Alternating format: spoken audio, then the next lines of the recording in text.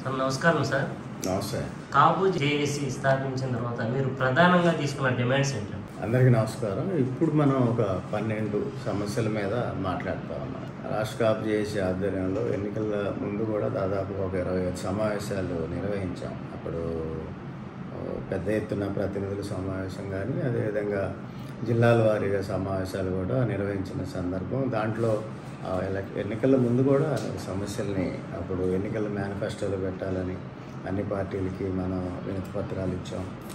దానికి సంబంధించి అన్ని పార్టీల ముఖ్యులతో మాట్లాడాం, అనేక సమావేశాలు నిర్వహించాం. ఎన్నికల అనంతరం కూటమి ప్రభుత్వం వచ్చింది. కూటమి ప్రభుత్వాన్ని కాపులు గెలిపించుకున్నారు అందరూ. ప్రధానంగా మీకు అన్ని వర్గాలు కలిసి ఎన్నికల్లో పాల్గొన్న పరిస్థితుల్లో భాగంగానే మీకు జనసేన అధినేత పవన్ కళ్యాణ్ కాపులంతా పెద్దన్న పాత్ర పోషించాలి, కాపులు ముందుండాలి, ఎస్సీ ఎస్టీ బీసీ మైనార్టీ వర్గాలను కలుపుని తప్పనిసరిగా రాజ్యాధికారం మనం తెచ్చుకోవాలి అని ఏదైతే పిలుపునిచ్చారో అందులో భాగంగా కాపులంతా కూడా పవన్ కళ్యాణ్ గారు వెంట ప్రయాణించారు. రాష్ట్రంలో కూటమి ప్రభుత్వాన్ని తెచ్చారు, తద్వారా కేంద్రంలో కూడా ఎన్డీఏ ప్రభుత్వాన్ని తెచ్చారు.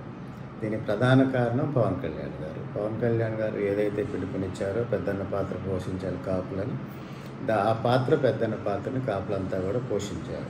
అయితే ఇప్పుడు కాపులు పెద్దన్న పాత్ర పోషించారు, పవన్ కళ్యాణ్ గారు ఆదేశాలను పాటించారు, అభిమానంతో ముందుకెళ్ళారు, రాష్ట్రంలో కూటమి ప్రభుత్వానికి ప్రధాన కారకులయ్యారు.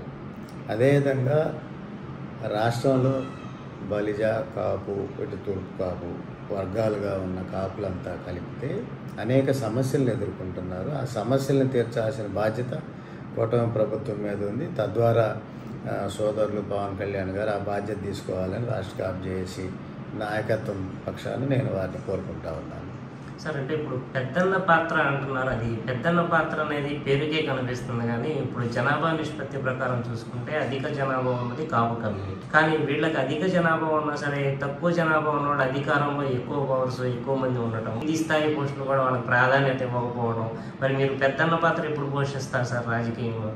అంటే ఇప్పుడు వారు ఎన్నికల సందర్భంగా పిలుపునిచ్చిన నేపథ్యం ఓటు చేయకూడదు, కాపులంతా పక్కన ఉండాలి, దీనికి ఎస్సీ ఎస్టీ బీసీ మైనార్టీలతో కలిపి కూటమి ప్రభుత్వాన్ని అధికారంలో తేవడానికి సహకరించాలి, ముందుకు రావాలి, ఎన్నికల ప్రక్రియలో భాగంగా పెద్దన్న పాత్ర పోషించాలి, ఎన్నికలు కానీ తర్వాత కానీ అనేది పెద్దలు పవన్ కళ్యాణ్ గారి ఆలోచన విధానంగా భావించినప్పుడు వారు ఏదైతే పిలుపునిచ్చారో దాన్ని పాటించింది, అధికారం తెచ్చింది. కానీ మీరు జనాభా దామాషా ప్రకారం 20% పైన ఉన్న కాపులు అనేక సమస్యలతో ఎదుర్కొంటున్నారు, వారికి న్యాయం జరగట్లేదు అనేది మీ ప్రశ్న, అవునా? అదే అయితే ఈసారి ఒక ఎన్నికలు రాబోయే స్థానిక సంస్థల ఎన్నికల్లో ఏదైతే గ్రామ స్థాయిలో కాపు సంఖ్య అధికంగా ఉన్న గ్రామాలను గుర్తించడం, ఆ గ్రామాల్లో ఎంపీటీసీ కానీ లేదంటే స్థానిక సంస్థల్లో జెడ్పీటీసీ కానీ లేదా వార్డుల్లో కానీ ఆ దామాషా ప్రకారం కాపుల సంఖ్యను బట్టి బలిజల సంఖ్యలను బట్టి స్థానిక సంస్థల్లో అధిక ప్రాధాన్యత కోసం ముందుకి రావాలి, ఆ విధంగా సంఘాలంతా పనిచేయాలనే ఒక ఆలోచనతో ఉన్నాం.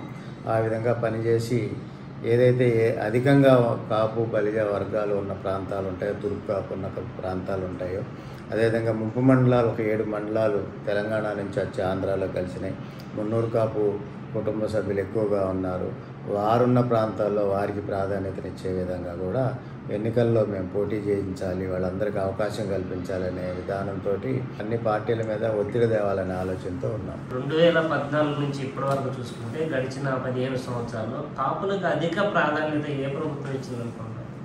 కాపులకి అధిక ప్రాధాన్యత ఏ ప్రభుత్వం ఇవ్వలేదు. 2014లో చూసుకున్నా, 19 చూసుకున్నా, 24 చూసుకున్నా, ఏదైతే ఎన్నికల మేనిఫెస్టో సందర్భంగా కాపు రిజర్వేషన్లకు సంబంధించిన అంశంలో అప్పుడు తెలుగుదేశం పార్టీ 5% రిజర్వేషన్ ఇస్తానని హామీ ఇచ్చింది. అదేవిధంగా మంజునాథ్ కమిషన్ ఏర్పాటు చేసింది. ఈ విధంగా ముందుకు పోయింది. తర్వాత 19లో ఈడబ్ల్యూఎస్లో 10%లో 5% కాపులకి హామీ అని చెప్పి తెలుగుదేశం చెప్పింది. 2024లో ఏదైతే గతంలో ఉన్నాయో ఏదైతే రిజర్వేషన్కి సంబంధించిన అంశంలో వాటికి సమస్యల్ని పూర్తి చేస్తాం, ఆ సమస్యల్ని పరిష్కరించే విధంగా ముందుకు పోతామని చెప్పి తెలుగుదేశం కూటమి ఎన్నికల సందర్భంగా చెప్పింది. కానీ కాపులకి ప్రత్యేకమైన హామీ ఇవ్వలేదు. 24 ఎన్నికల్లో కాపు వర్గాలంతా కూడా ఏదైతే పవన్ కళ్యాణ్ గారు పిలుపునిచ్చారో ఆ విధంగానే ముందుకు పోయిన పరిస్థితి ఉంది. ఇక వైసీపీ ప్రభుత్వం కనుక తీసుకుంటే గత 3 ఎన్నికల సందర్భంగా కూడా కాపు వర్గాల కోసం ప్రత్యేకంగా రిజర్వేషన్కి సంబంధించిన అంశాలు కానీ ఇతర అంశాలు కానీ ఎక్కడా కూడా ప్రకటన ఇవ్వలేదు. దాని మీద హామీ అనేది ఏమీ ఇవ్వలేదు రిజర్వేషన్ సంబంధించి 3 ఎన్నికల్లో కూడా. అయితే జనసేన మాత్రం ఏదైతే కాపుల పక్షాన ఉన్న విధంగా లేదా కాపులకు సంబంధించిన పార్టీగా కాపు వర్గాలు భావించినాయి ఏదైతే సమస్యలు ఉన్నాయో ఆ సమస్యల మీద తీర్చే విధంగా ప్రయత్నాలు చేస్తామని చెప్పి చెప్పింది తప్ప ఓన్లీ ఒక కాపు రిజర్వేషన్కి సంబంధించిన అంశంలో కానీ కాపుల మీద ప్రత్యేకమైన హామీలు కానీ ఏమీ జరగలేదు. అదేవిధంగా కాంగ్రెస్ పార్టీ కూడా గత 3 ఎన్నికల సందర్భంగా కూడా ఎటువంటి హామీ ఇవ్వలేదు. మీకు ఎందుకంటే మనం ఆశ్చర్యపడాల్సిన అంశం ఇది. ప్రధానంగా మీకు రాష్ట్రంలో 20% పైన ఉన్న సామాజిక వర్గం కులం ఏదైతే అన్ని జిల్లాల్లో కూడా దాదాపుగా గ్రామాల్లో కాపు లేని గ్రామాలు ఉంటాయంటే అతిశయోక్తి. అటువంటి పెద్ద కులాన్ని ఈ స్థాయిలో విస్మరించడం, ఈ స్థాయిలో అవమానించడం భారతదేశంలో ఎక్కడా కూడా జరిగిన పరిస్థితి ఉండదు. కాపు వర్గాలు కానీ కాపు కుటుంబ సభ్యులు కానీ అందరి నాయకులు కానీ ప్రజాప్రతినిధులు కానీ ఆలోచించుకోవాల్సిన అవసరం ఉంటుంది. ఎందుకంటే ఎన్నికల మేనిఫెస్టో అంటే ఆ ఎన్నికల్లో రాష్ట్రంలో ఉన్న ప్రజలందరినీ ప్రభావితం చేసి ఆయా పార్టీలు ప్రభుత్వంలోకి రావాలనే ఆలోచనతో ఎన్నికల హామీలు ఇస్తాయి, మేనిఫెస్టోలో పెడతాయి. 2024 ఎన్నికల సందర్భంగా కూడా ఏ పార్టీలైనా కూడా ఎస్సీ ఎస్టీ బీసీ మైనారిటీ వర్గాల ఓట్ల కోసం అనేక సమావేశాలు బహిరంగ సభలు నిర్వహించాయి. కానీ కాపు వర్గాల కోసం కాపుల ఓట్ల కోసం ఏ పార్టీ కూడా సమావేశం పెట్టలేదు, ఆ విధంగా ముందుకు పోలేదు. అంటే కాపుల్ని ఎందుకు రాజకీయ పార్టీలు విస్మరిస్తూ ఉన్నాయి, ఎందుకు అవమానిస్తూ ఉన్నాయి అనేది ఇది లోతైన ప్రశ్న. అందరూ కూడా గమనించుకోవాలి, ఆలోచించుకోవాలి.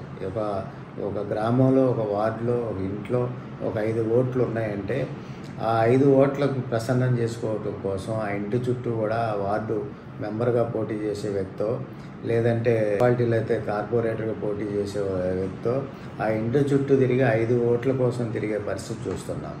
అటువంటిది ఆంధ్రప్రదేశ్లో ఇన్ని లక్షల ఓట్లు కలిగిన కాపు వర్గాల వైపు రాజకీయ పార్టీలు ఎందుకు ఆలోచించట్లేదు, మేనిఫెస్టోలో ఎందుకని ప్రాధాన్యత ఇవ్వట్లేదు, అసలు కాపులకు సంబంధించిన ప్రస్తావన జరుగుతూ ఉందా రాష్ట్రంలో? ఎన్నికల ముందు కానీ ఎన్నికలు అయిన తర్వాత కానీ రాజకీయ పార్టీలు కాపుల గురించి ప్రస్తావిస్తూ ఉన్నాయా? కాపు సమస్యల మీద ఎందుకని మాట్లాడట్లేదు అనేది అందరూ ఆలోచించుకోవాల్సిన అవసరం ఉంది.